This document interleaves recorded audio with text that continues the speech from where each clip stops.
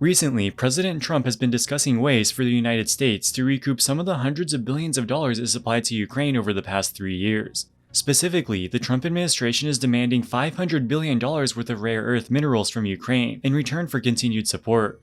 Scientifically speaking, rare earths refer to these metals which you can see here on the periodic table. These metals have certain properties which make them useful for making magnets. More colloquially, the term rare earth can be used to refer to any valuable mineral which is in high demand, particularly in the growing sector of green energy. Since Trump started talking about Ukraine's rare earths, the media has been full of headlines touting the country's vast mineral wealth, which is sometimes said to be in the trillions of dollars. Ukraine has a very large landmass that indeed contains many minerals. But even before the war, the country's total mining output was only $15 billion per year. If Ukraine has trillions of dollars of minerals, why is their mining output so low? In this video, we'll look at what rare earths are, why they're important, and try to assess the real value of Ukraine's mineral reserves. There are 17 rare earth elements. They are classified together because they have similar electron configurations, oxidation states, and ionic radii. This gives them similar chemical and physical properties. There are two main use cases for rare earth elements, catalysts and magnets. Catalysts are used to facilitate chemical reactions. They are used in petroleum refineries and other industrial processes. The rare earth cerium is used in the catalytic converters of some internal combustion engine automobiles. The fastest growing use case for rare earth elements is for the production of magnets. The motors in most electric vehicles contain powerful magnets, which are made of rare earth elements. Electric generators, such as those found in wind turbines, also use rare earth magnets. The most commonly used rare earth for magnet production is neodymium. China is the world's largest producer of neodymium, accounting for approximately 80% of global supply. Australia also produces some neodymium. The United States has a single neodymium mine in the deserts of California. Despite their name, rare earth elements aren't particularly rare. They're all over the place. They're expensive because they are difficult to extract and process. Rare earths are typically found in ores mixed with a bunch of other minerals. Extracting the rare earths from the ore is a difficult process. You have to crush the ore into powder and use powerful chemicals to separate the various elements. The chemicals used in the processing of rare earths can have significant environmental consequences. The reason China dominates the rare earth market is not because they're the only country with large rare earth deposits. Instead, it is because they've invested billions of dollars to build the industrial infrastructure to process them. They also have relatively lenient environmental regulations. This gives them a cost advantage over many other countries. While rare earth elements are critically important for electric vehicles and wind turbines, they are only needed in relatively small amounts. According to the market research firm Future Market Insights, the total value of all rare earths mined globally in 2024 was only $6 billion. That's a drop in the bucket in the context of the global economy. As demand for electric vehicles and wind turbines increases, so too will demand for rare earth magnets. But history has shown that supply is very elastic. Between 2020 and 2022, the price of neodymium skyrocketed almost fourfold. In response, neodymium miners, mostly in China, increased production and prices quickly fell back down to normal levels. Many people use the term rare earths as a colloquial expression to refer to any mineral with critical industrial applications. When Trump says he wants $500 billion worth of Ukrainian rare earths, he's using the term colloquially. It is more accurate to talk about critical minerals instead of rare earths. Critical minerals can include lithium, nickel, cobalt, and graphite, which are all used in the production of electric vehicles. Titanium can also be considered a critical mineral, as it is required for certain aerospace and defense applications. According to the Ukrainian Geological Survey, Ukraine has 6 deposits of rare earth metals marked in turquoise. There likely is a significant amount of rare earths underground in Ukraine. Rare earths are present in many countries, but the economic value of these deposits is questionable. One of the largest known rare earth deposits in Ukraine is the Novopotolsk deposit. This deposit was discovered by Soviet geologists in the 1970s. The deposit is believed to have large amounts of phosphate as well as various rare earth elements. However, the geologists concluded that they were too difficult to extract and would not be economically viable. The deposit was never mined. In fact, none of the rare earth deposits in Ukraine have ever been mined. The cost to extract and process the rare earths is greater than their value. Before the war, Ukraine did have a significant mining industry. Most of their mining output consists of coal and metal ores. According to the US Geological Survey, in 2019, the Ukrainian mining and quarrying industries produced $15 billion of output. Of this, $10 billion was exported.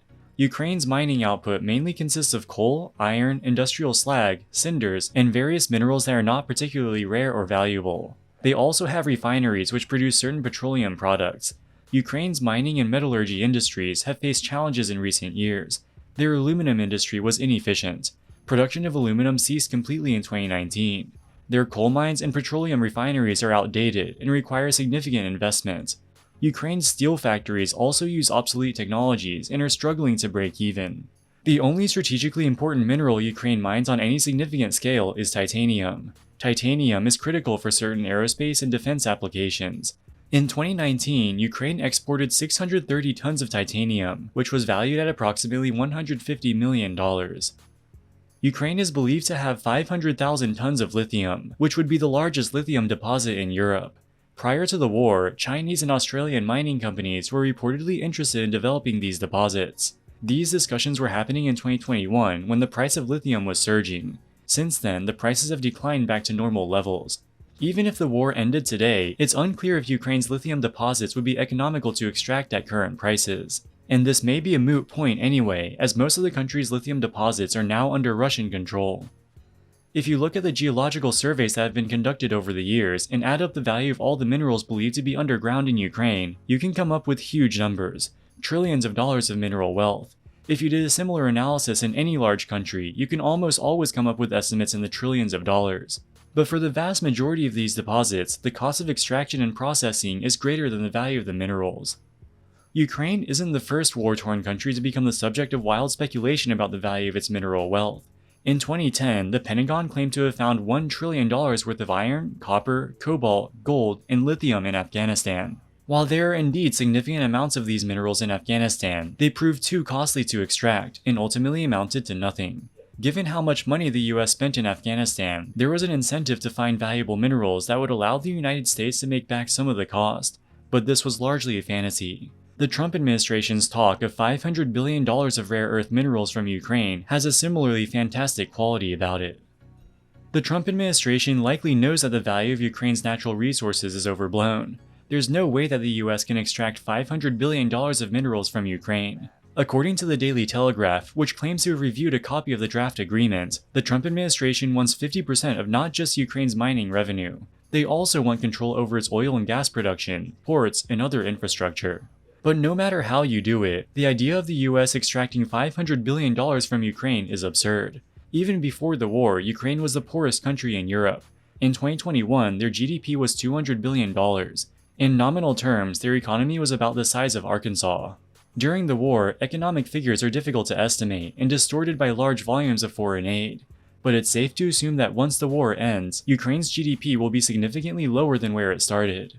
Ukraine has faced 3 years of a strategic missile campaign, which has destroyed much of its industrial infrastructure and electrical grid. The country faces frequent blackouts. Since the beginning of the war, an estimated 8 million people have left Ukraine as refugees. Most of them will never return. Another 6 million people live in territory now occupied by Russia. In total, Ukraine's population has decreased by 14 million, or roughly 1/3. That's not even including casualties, which are likely in the hundreds of thousands, if not more than 1 million.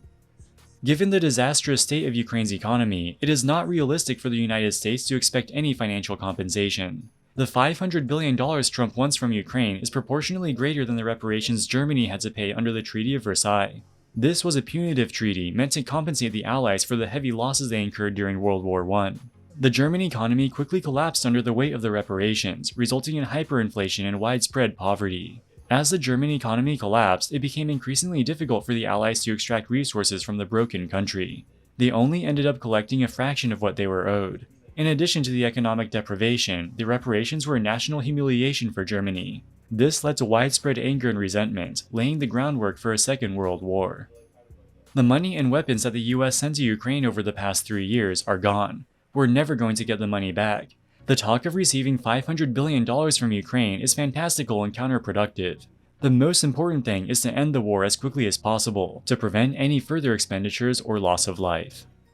Alright guys, that wraps it up for this video. What do you think about Trump's proposed rare earth deal? Let us know in the comments section below.